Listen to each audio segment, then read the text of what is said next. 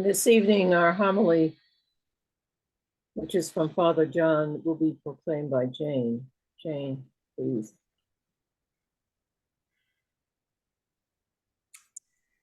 In the book of Samuel, we are told of King David's pondering, why shouldn't I build a permanent dwelling for the Ark of the Covenant? Why should the sacramental coffer of the Mosaic Testament rest in a portable tent while I live in a house of cedar, a house of luxury and permanence? I wonder if it occurred to David, or to any of us, to simply reverse the equation. If God, the Holy Presence, is sheltered in the tent, why not I? This is precisely what Papa Francesco has done. God, imaged as a visiting guest, has prompted the Roman pontiff to take up residence in the Vatican guest house. This was written 10 years ago. In a real sense, the Annunciation event in Luke's Gospel settles the question of a transcendent leap onto a new plane of reality.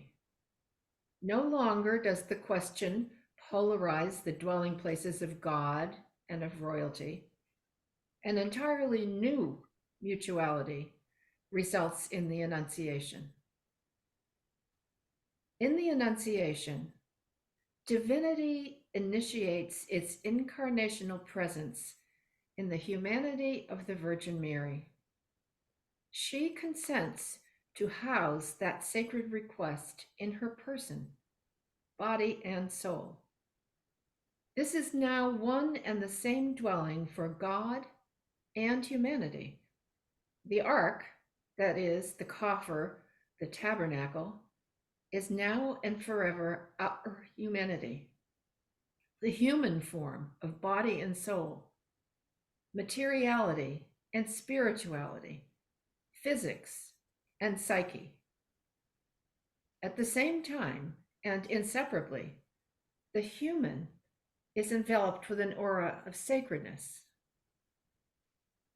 While this cosmic altering event of the Annunciation transcends King David's pondering, it also raises far greater questions, calling for greater revolutionary considerations for the makeup of society. In the beginning of our mythic journey, we imagined God walking with us in the cool of the garden, in the loveliness of nature. The question raised today is, how do we experience God walking with us in the chaos and violence of city and village, in the laying waste of land and resources, in the barbaric killing of men, women, and children? How do we experience the presence of the holy in the midst of these horrors? Where are sanctuaries safe from wanton destruction? Measurable forms, surveying the indiscriminate leveling of home, city, school, places of worship, help to define spiritual significance. In other words, the shapes of things speak aesthetically as well as ethically. What is beautiful has value and meaning. The beauty of a building within an architectural landscape lifts the human spirit. We gaze in awe before the Chrysler Building, the Eiffel Tower, the Duomo in Florence, the metallic choreography of the Bilbao Guggenheim, the Jewish Memorial Museum in Berlin, the great cathedrals throughout Europe, the temple at Karnak and the temples in Cambodia, the Brooklyn Bridge, the St. Louis Arch, the Shaker Spiral Staircase in Kentucky, Mesa Verde in Colorado, the voluminous emptiness of Santa Sofia in Istanbul, the Cistercian geometry of La Tourneau in Provence. Each is a metaphor of the human spirit, metaphors of spiritual permanence imprinted upon our collective places, spaces allowing and inviting the visitor to rest, to pause. It is here in the pause that we are held in sacred time, even as we move forward in journeys of remembrance, of gratitude, and hope. What we sense in the person of the Virgin Mary, this is what we sense. Like the traveling Ark of the Covenant for the Hebrews, she is the New Testament of the sacred, carrying the sacrament of God in her flesh, making visitation. She is the new city, both permanent and mobile.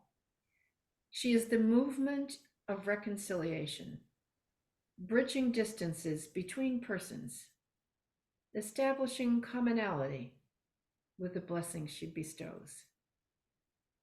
She is the mother, beloved of the Muslim as well as the Christian. She is a Jewish girl with Buddhist inclinations. She is the realization of the Lakota white buffalo woman. She is this and more. She is the incarnation of the Egyptian mother god Isis. She is the maternal go-between, mediating cosmic activity, which is all birthing. She is the gift of enfleshment, making known the inside of nature.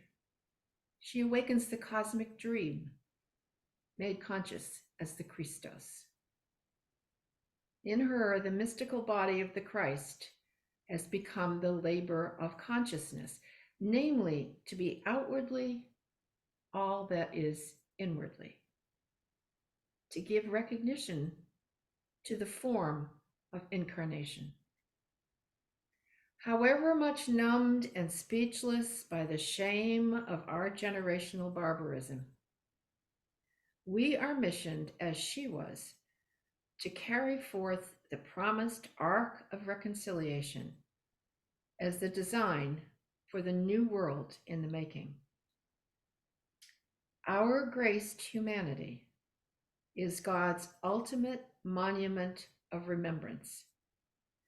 As we walk and pause before places of beauty and meaning, we see reflected in their outward appearance what we know resides within our souls, the sacredness of the Maker's chosen dwelling.